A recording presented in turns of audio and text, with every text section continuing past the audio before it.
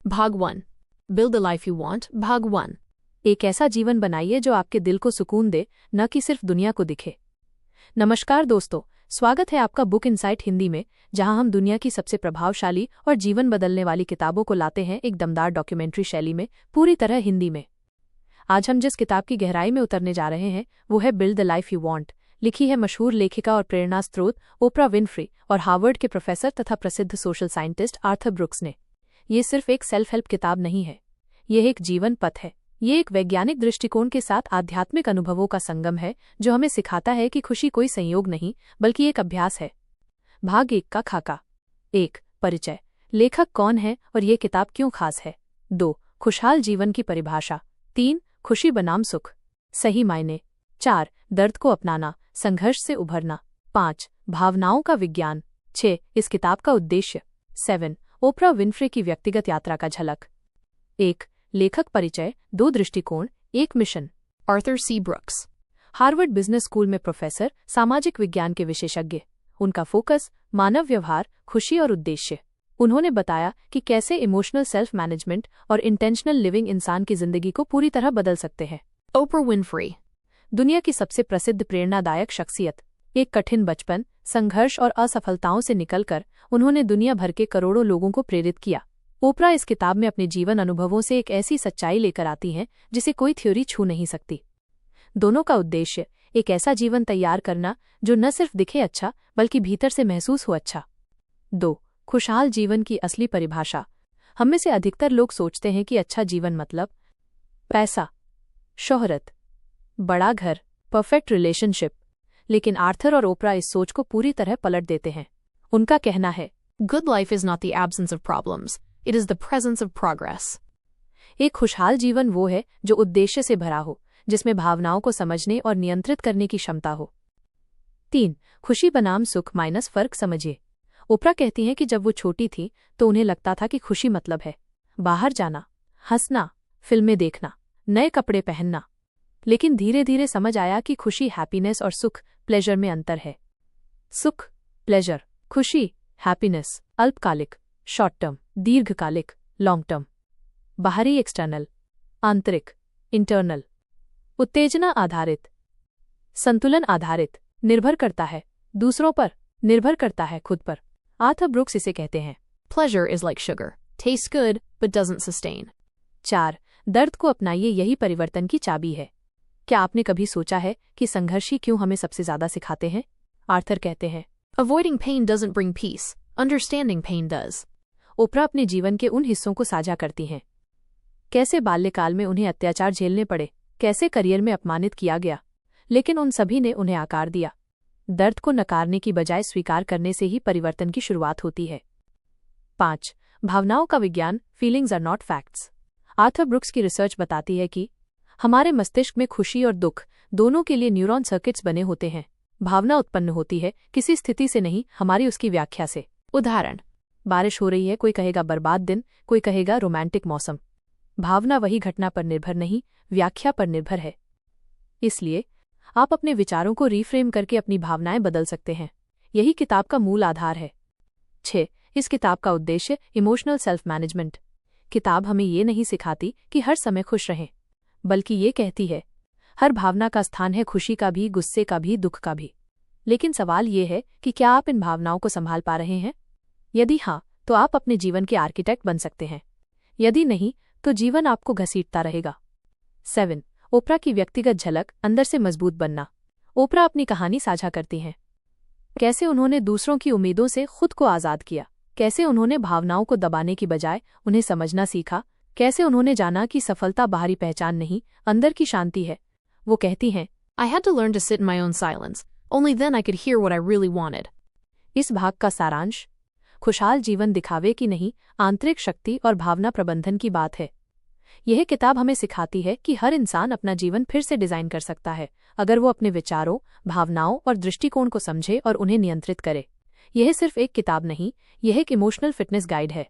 अगर आपको ये पहला भाग पसंद आया हो तो अगले भाग में हम जानेंगे The 4 Pillars of a Happy Life, brooks का इमोशनल सेल्फ मास्टरी फ्रेमवर्क, ओपरा के लाइफ रिचुअल्स और बहुत कुछ।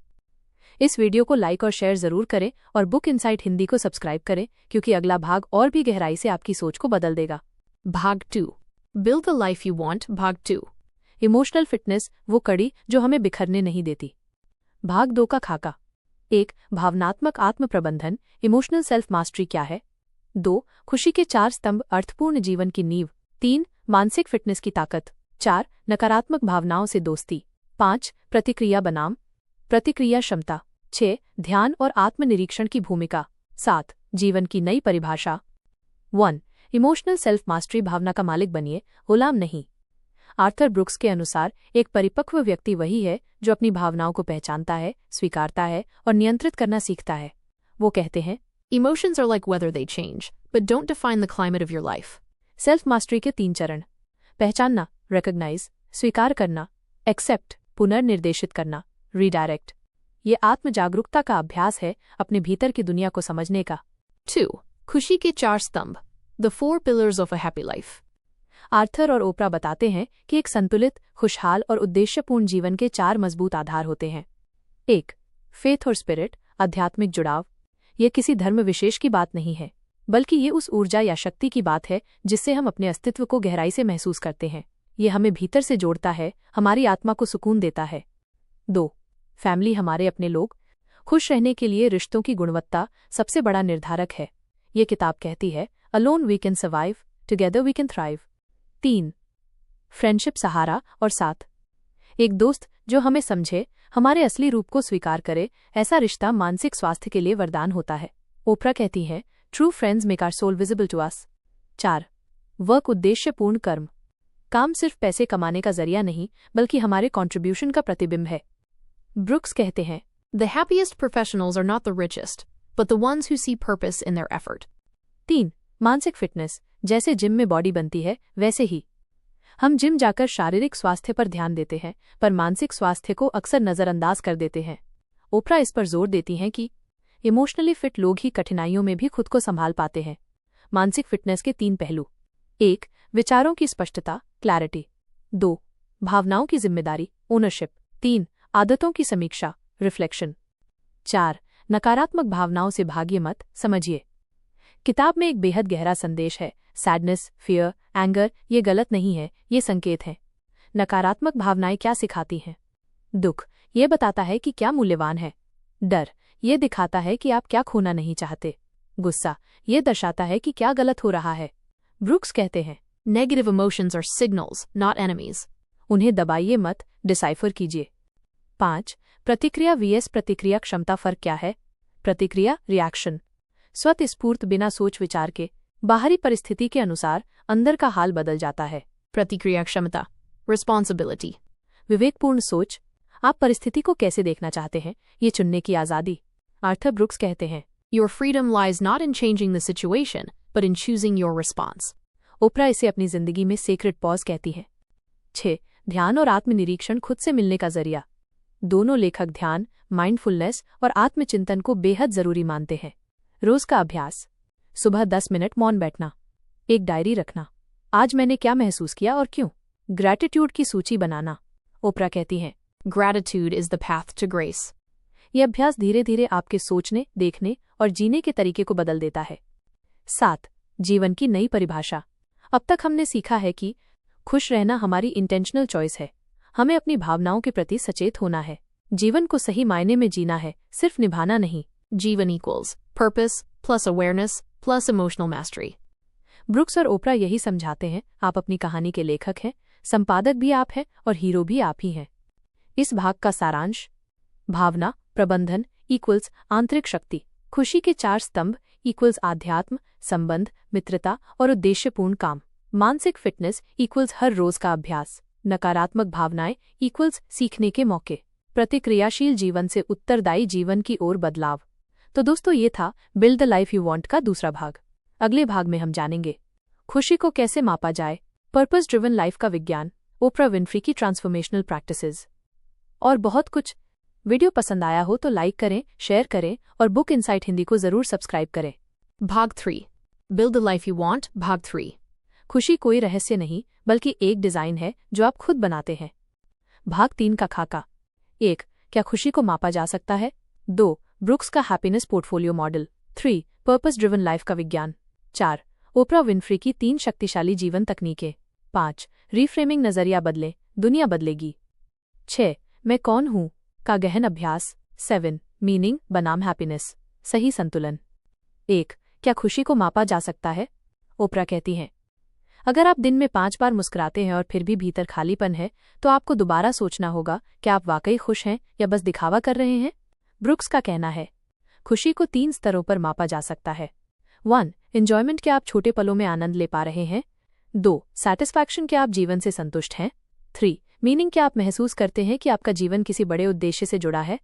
यही 3 घटक मिलकर बनाते हैं आपकी हैप्पीनेस कोशेंट। 2. हैप्पीनेस पोर्टफोलियो, आपकी भावना की संपत्ति।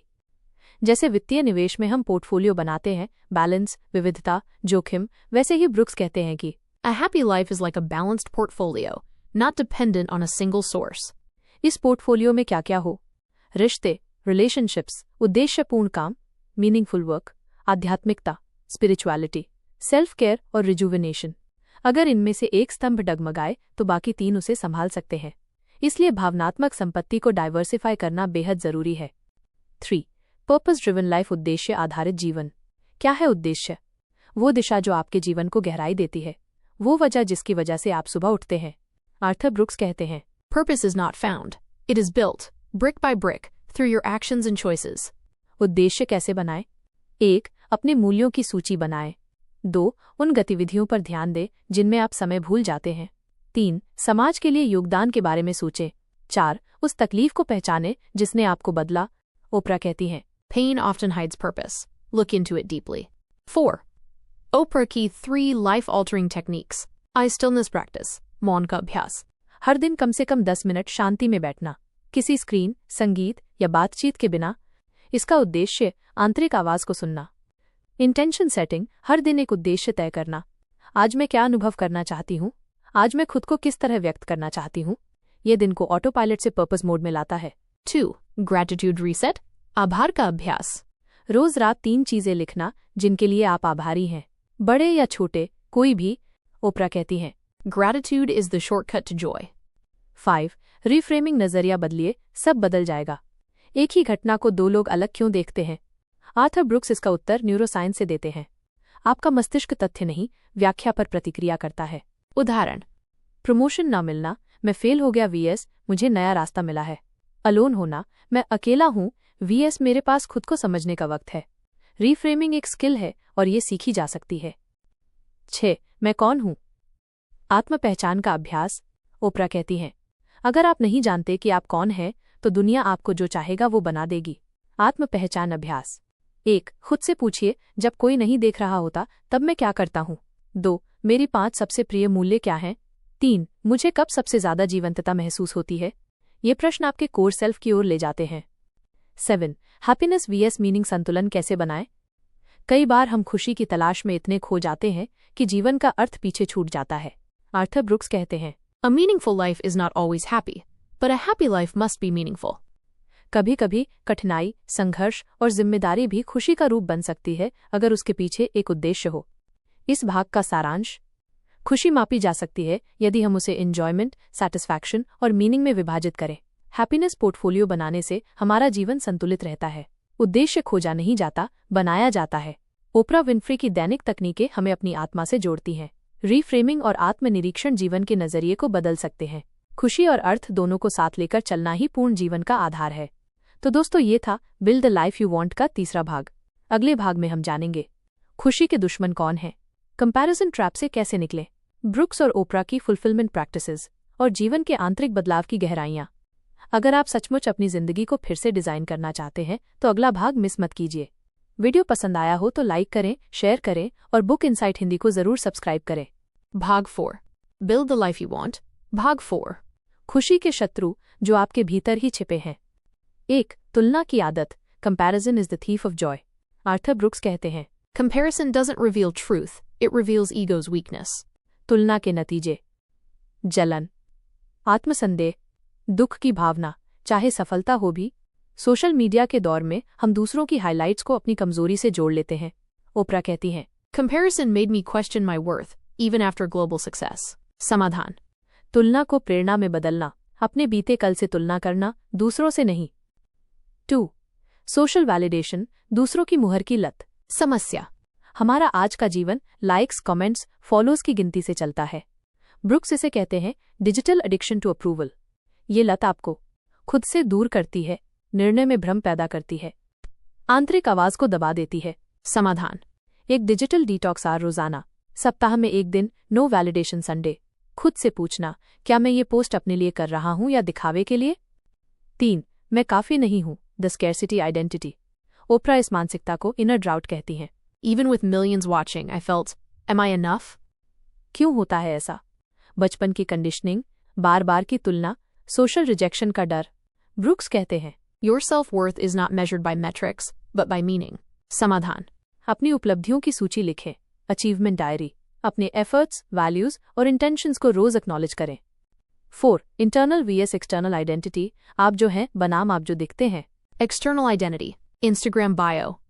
Society का perception. Labels. Successful. Good parent. Wealthy.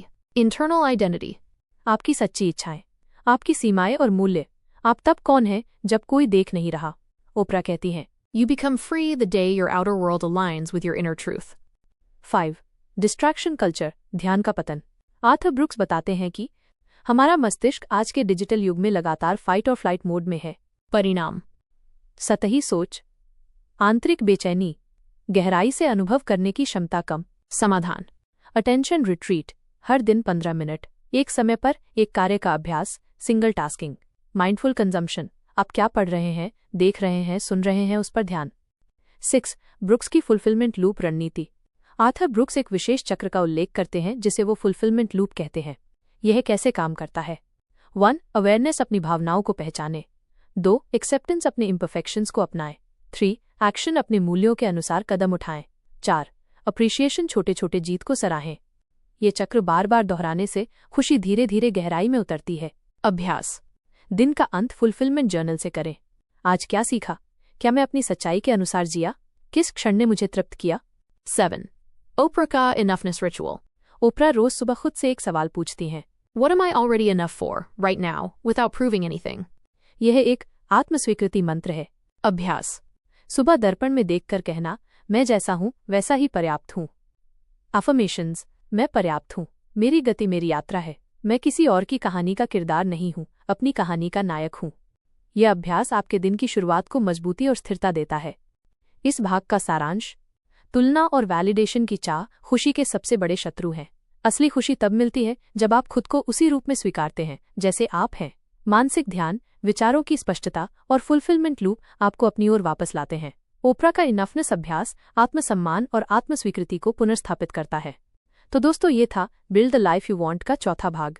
अगले भाग में हम जानेंगे डिजाइन योर डे तकनीक, ब्रुक्स का इमोशनल हैबिट्स ग्रिड, ओपरा के दैनिक रिचुअल्स और इंटेंशनल लिविंग का पूरा खाका।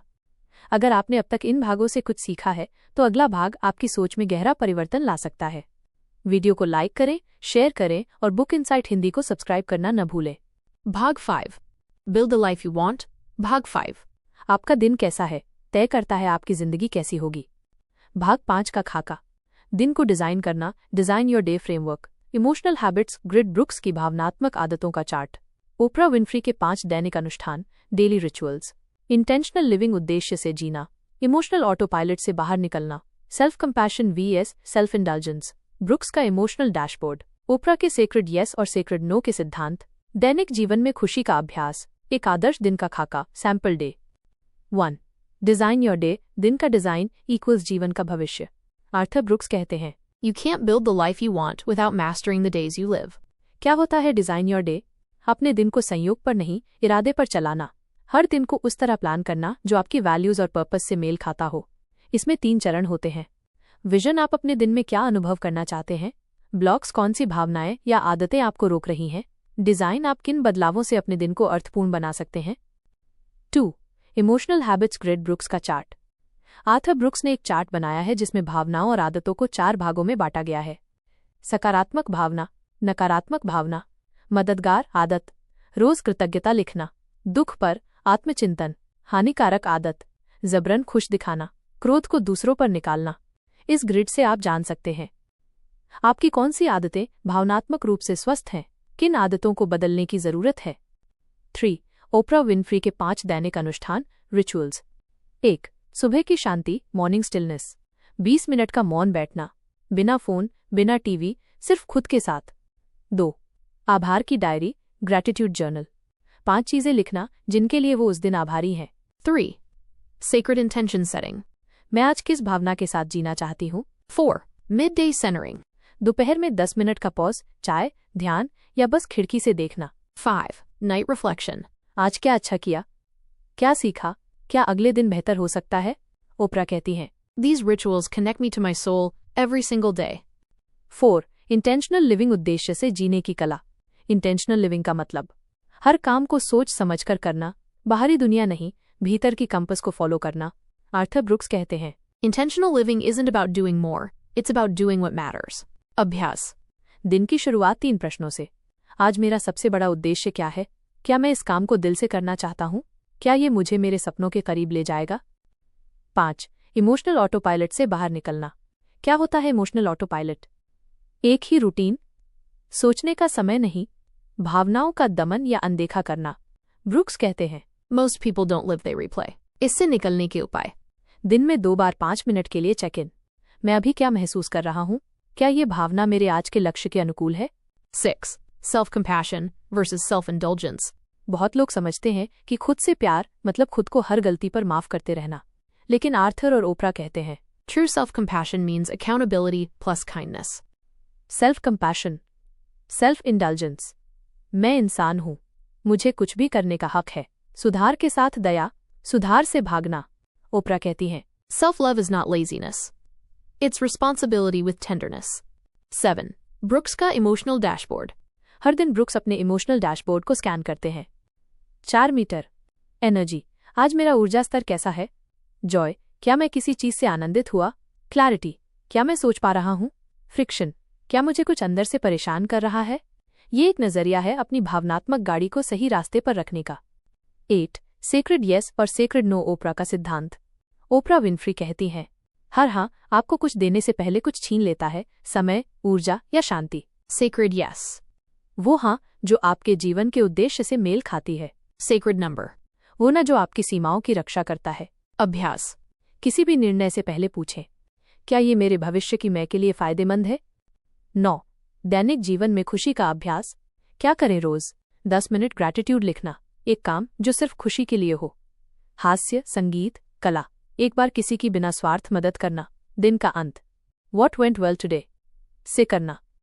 ये सब ब्रुक्स और ओपरा की हैप्पीनेस हाइजीन का हिस्सा है। जैसे हम रोज दांत साफ करते हैं, वैसे ही मन की सफाई जरूरी है। 10. एक आदर्श दिन का खाका सैंपल डे डिजाइन। समय, गतिविधि, उद्देश्य, सुबह के 6 बजे, मौन, ध्यान, चाय।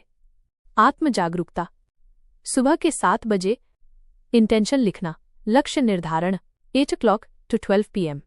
काम, सृजन, उत्पादकता, जोड़ अर्थ, 12 o'clock to 12:30 p.m. Mid day pause, भावनात्मक संतुलन, 1 o'clock to 5 p.m. कार्य जोड़, 1 जॉयफुल एक्टिविटी। संतुलन, शाम के 6 बजे, परिवार, मित्र। जुड़ाव, रात के 9 बजे, रिफ्लेक्शन जर्नल। सीखना जोड़ समापन। यह दिन सिर्फ एक उदाहरण है, आपको अपनी प्रकृति और उद्देश्य के अनुसार खुद का डिजाइन योर डे बनाना है। इस भाग का सारांश, दिन का डिजाइन ही जीवन की दिशा तय करता है। ब्रुक्स और ओपरा दोनों रोज के अभ्यासों से जीवन में स्थिरता, स्पष्टता और खुशी लाते हैं। इंटेंशनल लिविंग का मतलब है हर दिन को जागरूकता से जीना। सेल्फ कंपैशन, इमोशनल डैशबोर्ड और सेक्रेड येस नो, ये सब आपके आंतरिक मार्गदर्शक बन सकते हैं। Outro Book Insight Hindi. तो दोस्तों ये था build the life you want का 5वां भाग, जो आपको सिखाता है कि सिर्फ सोचने से नहीं बल्कि छोटे छोटे अभ्यासों से आप हर दिन को अर्थपूर्ण और आनंदमय बना सकते हैं।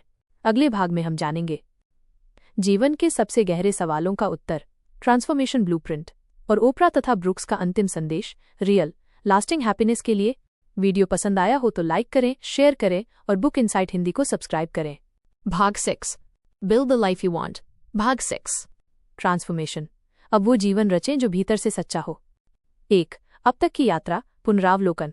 इस किताब की 5 भागों की श्रृंखला में हमने सीखा खुशी का विज्ञान, उद्देश्य से जीने की कला, भावनाओं का प्रबंधन, तुलना, वैलिडेशन और इंटरनल डिस्कनेक्ट को कैसे हराया जाए, दिन को कैसे डिजाइन करें। लेकिन build the life you want सिर्फ समझने की किताब नहीं, ये अपनाने और जीने की किताब है। 2. परिवर्तन का विज्ञान बाहर नहीं, भीतर से। आर्थर ब्रुक्स कहते हैं, Transformation begins when we stop fixing the outside world and start redesigning the inside world. बाहरी बदलाव, जॉब बदलना, शहर बदलना, संबंध तोड़ना, आंतरिक बदलाव, दृष्टिकोण बदलना, जवाबदेही लेना, भावनाओं को समझना। परिवर्तन तभी स्थायी होता है जब वो अंदर से जन्म ले। 3. कोर आइडेंटिटी से जुड़ाव, मैं कौन हूं। ओपरा बार बार कहती हैं, Until you know who you are, nothing else will make sense. Core identity खोजने के 3 प्रश्न। 1. मेरे 3 सबसे महत्वपूर्ण मूल्य क्या हैं। 2. मैं किन कामों में समय भूल जाता हूं। 3. मैं किस वजह से दूसरों की मदद करना चाहता हूं। Brooks इसे कहते हैं self-alignment, when your actions match your identity. 4. Suffering से स्ट्रेंथ की यात्रा, दर्द को समझना। ओपरा के शब्दों में, हर पीड़ा अपने साथ एक पाठ लेकर आती है, उसे पढ़िए, उससे भागिए नहीं। उदाहरण, बचपन की पीड़ा करुणा में बदली, अस्वीकृति आत्म जागरूकता में बदली, अकेलापन आत्मस्वीकृति बना। ब्रुक्स कहते हैं, Your wounds are not weaknesses, they are doors to depth. 5. Final framework, the transformation blueprint. इस फ्रेमवर्क में 5 स्तंभ हैं। स्तंभ, अर्थ, अवेयरनेस, मैं क्या महसूस कर रहा हूं। एक्सेप्टेंस, क्या मैं उसे स्वीकार कर रहा हूं। अलाइनमेंट, क्या मैं अपने मूल्यों के अनुसार जी रहा हूं। एक्शन, क्या मैं छोटे छोटे सही कदम उठा रहा हूं। अप्रिशिएशन, क्या मैं हर दिन के लिए आभारी हूं। यह ब्लूप्रिंट हर व्यक्ति के लिए व्यक्तिगत बन सकता है, आप इसे अपने अनुसार कस्टमाइज कर सकते हैं। 6. Emotional agility, बनाम rigidity. Emotional rigidity. मुझे गुस्सा नहीं आना चाहिए, मुझे हमेशा खुश रहना चाहिए। अगर मैं उदास हूं तो मैं असफल हूं। Emotional agility. मैं उदास हूं और ये ठीक है, मैं इसे महसूस करके आगे बढ़ सकता हूं। हर भावना एक संदेश है। Brooks की theory. Feel it, name it, tame it. 7. ओपरा और ब्रुक्स की अंतिम सीख। Oprah. सच्ची खुशी तब आती है जब हम दुनिया के शोर को बंद करके अपने दिल की आवाज सुनना शुरू करते हैं। Arthur Brooks. आपको जीवन बदलने के लिए पूरी दुनिया नहीं बदलनी, आपको बस खुद से जुड़ना है, हर दिन थोड़ा और गहराई से। 8. मीनिंग को जीवन में कैसे स्थापित करें। Meaning equals contribution plus connection plus clarity. जीवन का उद्देश्य केवल जीना नहीं है, बल्कि दूसरों की जिंदगी को छूना और अपने अस्तित्व को सार्थक बनाना है। 3. अभ्यास. 1. हर हफ्ते किसी के लिए कुछ करे बिना स्वार्थ के। 2. अपने काम में सेवा की भावना विकसित करें। 3. अकेले में बैठकर पूछे, मैं क्या दे सकता हूं। 9. ट्रू हैप्पीनेस की अंतिम परिभाषा। True happiness is not a moment, it is a way of being.